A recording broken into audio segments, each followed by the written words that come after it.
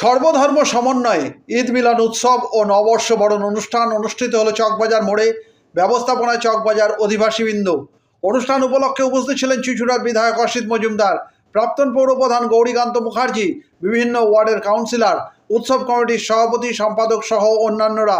অনুষ্ঠানে অঙ্কন প্রতিযোগিতার বিজয়ীদের হাতে পুরস্কার তুলে দেওয়া হয়। শেষে ছিল মন মাতানোর সাংস্কৃতিক অনুষ্ঠান।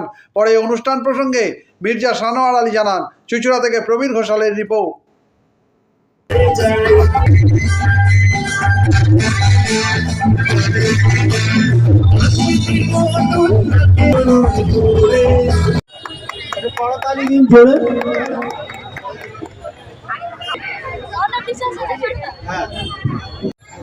চকবাজার মোড়ে আজকে সম্প্রীতির ঈদ মিলন উৎসব হচ্ছে, সঙ্গে সাংস্কৃতিক অনুষ্ঠান আর অঙ্কন প্রতিযোগিতার পুরস্কার বিতরণ অনুষ্ঠান, আর নববর্ষের আমরা একটা অনুষ্ঠান করছি।